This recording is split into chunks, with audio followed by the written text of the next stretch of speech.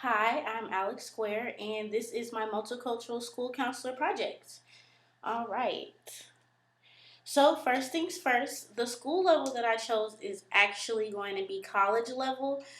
Because I am in the higher education administration program, I decided to stick with working with the college community.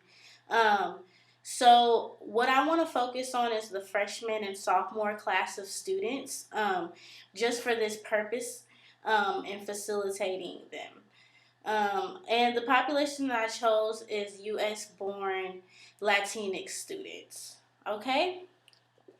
So, first things first is their social political history, right?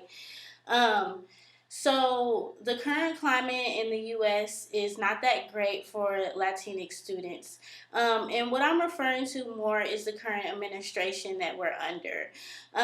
If you heard or watched the news at all, you can see that a lot of Latinx families are facing deportation and documentation issues. Um, so that definitely does affect them within the psychology and counseling realm, right? So also we have students who are on DACA, and just the state of that could possibly be taken away or is taken away, and them being able to be enrolled in college. That's another social political aspect tied to the current administration that is causing types of issues in the counseling realm as well for these types of students. Um, so not only that, as well as another issue is their socioeconomic status. Okay, so that definitely ties to their jobs. Not being able to secure higher level jobs or having to hold multiple jobs. So a lot of times in reports in the book, we read about having low employment opportunities and not being considered for higher positions. Um, Other things that I have read about the job and employment surrounding the Latinx community is being bullied on the job. Also, men and women have reported that being suppressed, their ethnic identity is being suppressed on the job. So that's also concerning and alarming, right? Um, so even though I'm talking about U.S. born students, many times U.S. born Latinx students parents may not be U.S. born, right?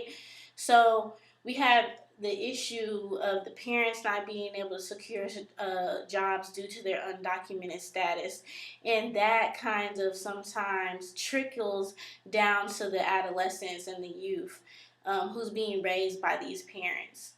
Um, so that just definitely does add to these students' socio-political history. Um, as far as education, a lot of times these families are less likely to have put their children in preschool programs. So from youth, you haven't started at the same level or have the same amount of education as other students, other American students.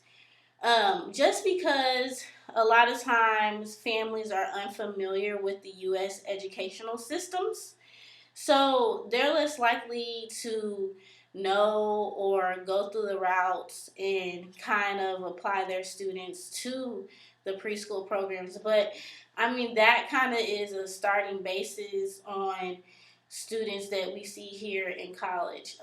Might have not had the same type of education or the same length of education as other students, right? Because that's another year in addition to the K through 12. Um, so many times we find that students in higher ed are less likely to participate in extracurricular activities, and that's because in the Latinx culture, many times these students feel that they have to work and contribute back to their family dynamic.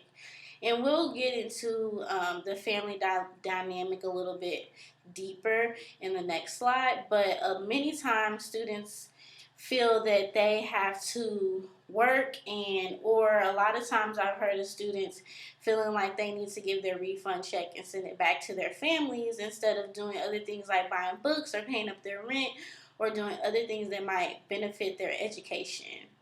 So this is definitely an issue that we're seeing, but um, also everything always relates back to the family. They have very strong family ties within the Latinx community.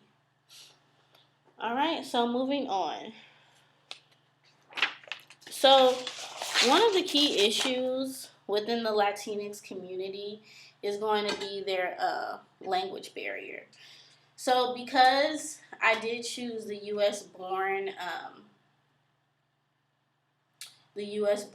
youth as my topic, there are still issues and a language barrier with that. Noticing that their parents do have language barriers or may speak Spanish or a little bit of English definitely does affect counseling these students.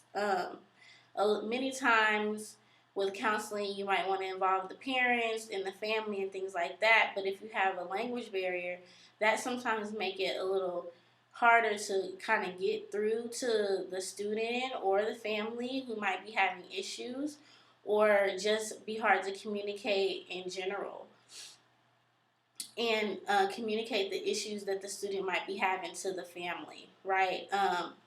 So that's definitely something, one of the key issues.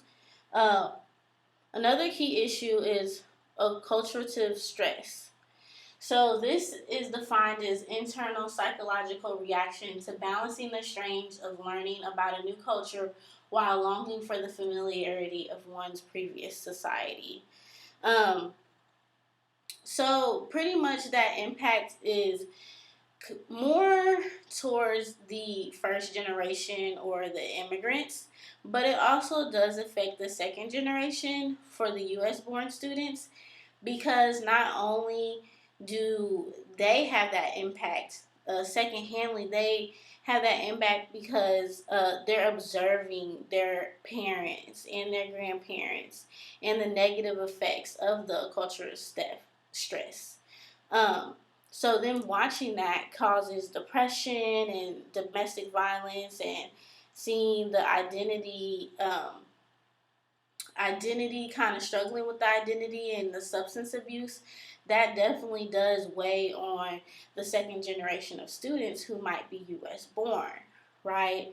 Um, so also, even with these students not immigrating, they still see a lot of this stress. Another key issue is the family dynamic. Um, so many times in the family dynamic, we see that um, there's a generational conflict and generational disagreements, because the family isn't wanting to kind of lose their children to U.S. society and kind of U.S. society liberal ways of parenting their children. So this is a big conflict in the Latinx community. Many times you'll see with our students here that their parents just simply don't understand why they are even enrolled in college or why they are getting this degree, because historically their parents and their grandparents have always worked jobs without receiving a degree, and they were still able to provide for their family. So a lot of times they're not understanding why they need to go to this program or why they need to go off to this college, and that creates some conflict, right? And also they just don't agree with a lot of the liberal ways that Americans act. Latinx family tends to be having more strict and um, being more protective over their youth. And a lot of times that type of parenting almost causes resentment towards the U.S. U.S. parenting styles. So that's kind of some of the family dynamics. Also, when we get into Marinissimo and Femicilimo, is when the woman has to kind of take on the burden of the family and be a leader and kind of always take a step back and make sure the family's good. That also does have an effect in feeling that the man has to provide for the family. And just having those really, really thick black lines between the male and the female type of dynamic within the relationship. So when you see that parents are doing this in the household, many times they expect for their youth or their children to continue with these aspects. And a lot of times when they grow up in the U.S. community, they see different family dynamics and see that they don't have to really streamline to those types of family dynamics that you see that's done traditionally in the Latinx community, right? Um, so another key issue is discrimination.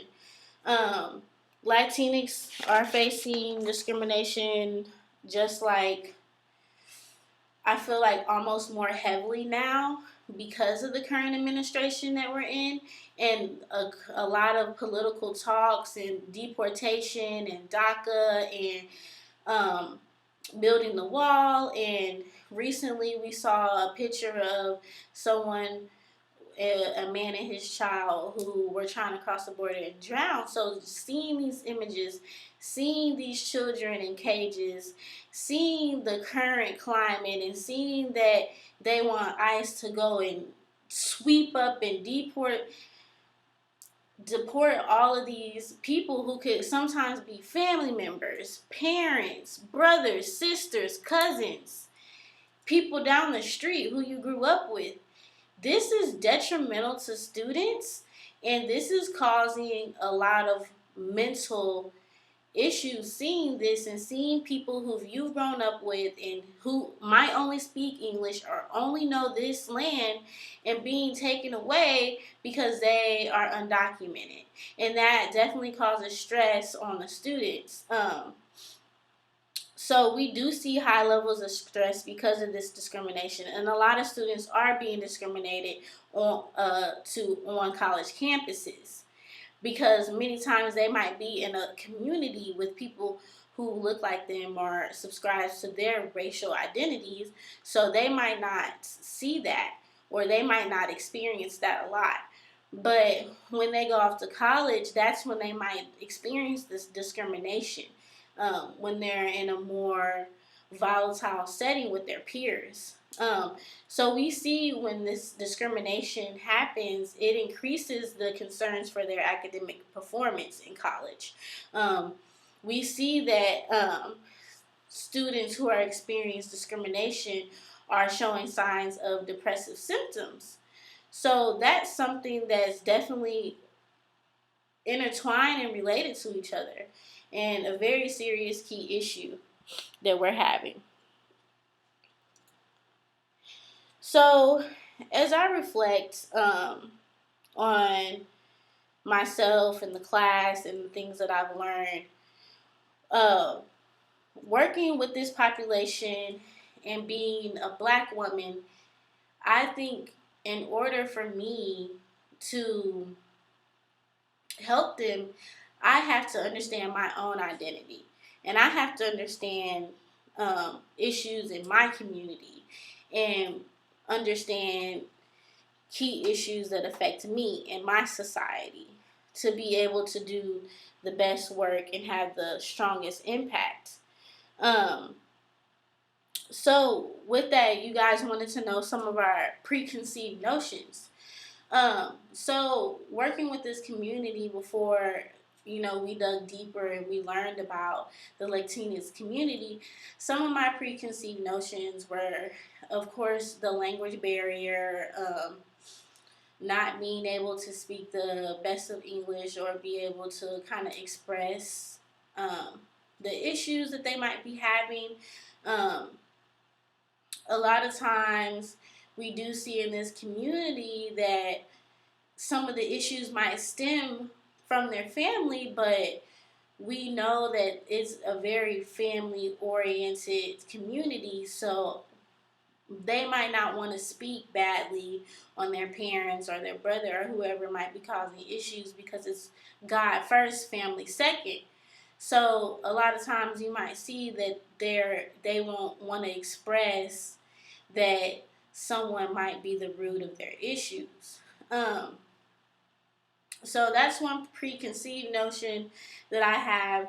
Another one that I had kind of was about their socioeconomic status, and um, that's just to say that I guess that I thought that most of the time they were in the lower to middle socioeconomic status, but something that definitely changed my mind about that was reading about how people who immigrate from Puerto Rico or actually do the best.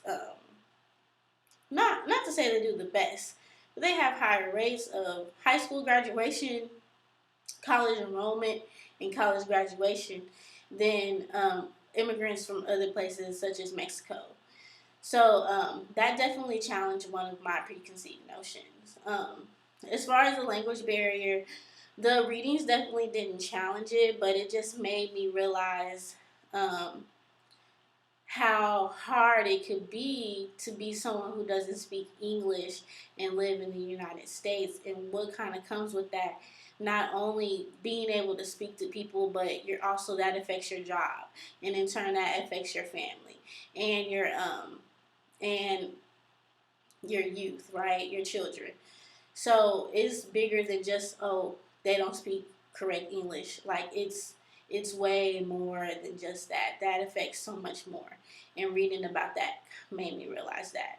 Um, so as far as advocating for students, um, I think in order for me to advocate to students, we need to make sure that wherever they are, they have a representative, someone who looks like them, someone who's able to relate to them, someone who can speak on their behalf. And if not, then create that, right? Create a way for them to advocate for themselves and be able to speak for themselves instead of us, throwing ideologies and things at them that might not be true, and them telling us what we need instead of thinking, oh, they might need this, right? So just making sure that someone who represents them, if that's the community that you're serving, someone should be there to represent them. And if so, also an interpreter, always. If we have someone who might not have the best English and might need an interpreter, being able to have that on hand and being able to provide the same service that you do with the interpreter is going to be very important to advocate for this population.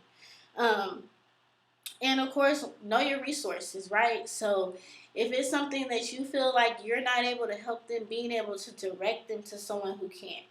Being able to direct them to someone who's been through that and can relate to that issue. Or if they are uncomfortable talking to them, knowing your resources and knowing someone who can get through to this student, who can talk to this student and make them feel comfortable and make them feel heard. So those are the things that I would advocate for and how I would advocate for this population. Uh, Thank you so much.